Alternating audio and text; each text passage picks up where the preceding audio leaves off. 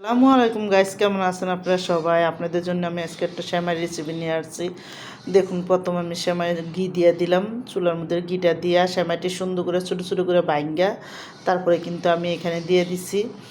আর সেমাইটা ভালো মতন আমি ঘিয়ের সাথে একটু হালকা করে ভাজা দিয়ে নিমু আর ভালো মতন ভাজা তারপরে উঠামো। আমি কিন্তু এখানে বাদামডি ভাজ্যাও রেখে দিছি, বেশি করে কটা বাদামও ভাজ্যা রাখছি, রাইখা তারপর ওই ঘিয়ের ভিতরে আমি সেমাইটা দিয়ে দিছি। এবার এই সেমাইয়ের মধ্যে আমি দেখুন এখানে একটু গুঁড়া দুধ চিনি একসাথে দিয়ে দিলাম।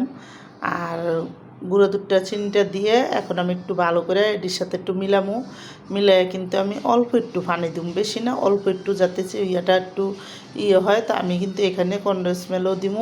তো দেখুন এখানে সুন্দর করে একটু চিনিটার সাথে হালকা লাড়া দিয়া তারপরে কিন্তু এখানে আমি দেখুন একটা ডিব্বাতে কনডেন্স মিল্ক দিয়ে দিতেছি। আর কনডেন্স মিল্ক দিয়ে তারপরে কিন্তু সেমাইটা ভালো করে একটু লাড়াচাড়া দিয়ে হালকা একটু অন পর্যন্ত আমি সেমাইটা গাঢ় আঠা আঠা হয়ে যখন আইব তখনই কিন্তু আমি উঠাই দিই।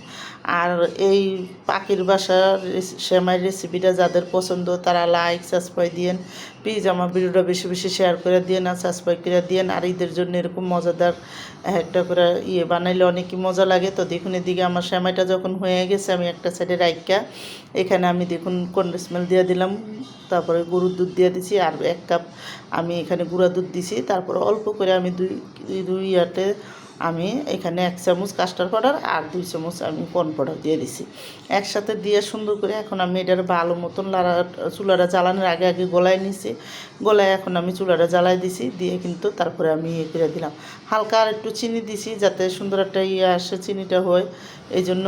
তো দিয়ে কিন্তু ভালো করে দেখুন আমি কাস্টার্ডটা রান্না করে নিব। আর এই রান্না যখন হয়ে যাব তারপরে কিন্তু আমি এটা নামাই দেবো। তো দেখুন এদিকে সুন্দর করে যখন গাঢ় গাঢ় হয়ে আছে আর আমি এটার মধ্যে ঘি দিয়া তারপরে কিন্তু আমি দেখুন অল্প অল্প করে সেমাই নিয়ে তারপরে কিন্তু আমি এটা হাত দিয়েই সুন্দর করে একটা পাখির বাসার মতন করে একটু করে দেবো। তো সবটি আমি এইভাবে সেট করে নেবো। দেখুন এইভাবে করে সেমাই দিয়ে হাত দিয়া করলে কি সেমাইটা সেটটা সুন্দর হইব, এই জন্য কিন্তু আমি সবটি এইভাবে করতেছি। আর এভাবে কইরা তারপরে কিন্তু আপনাদের দেখাইতেছি আমি। তো দেখুন এদিকে আমার কিন্তু সুন্দর করে সবটি পাখির বাসা হয়ে গেছে। আর আমি দেখুন সবটির মধ্যে একটু একটু করে ক্ষীরটা মাঝখানে দিয়া তারপরে কিন্তু দিয়ে দিব। আর মাঝখানে যখন ক্ষীরটা দেওয়া হয়ে যাব তারপর উপরে দিয়ে আমি কিশমিশ আর পিস্তা বাদাম একসাথে দিয়ে দিব। তো দেখুন এদিকে সব টিভিতে কিশমিশ পিস্তা বাদাম একসাথে দিয়ে তারপরে কিন্তু আমি নামাই দেবো। আর আমার এই সুন্দর করে কিন্তু দেখুন রেসিপিটা রান্না শেষ। ঈদের জন্য কিন্তু দেখেন এরকম একটা ডিশ থাকলে অনেক মজা লাগে খাইতে আর দেখতেও সুন্দর লাগে। তো দেখুন এদিকে কিন্তু আমার এই বানানো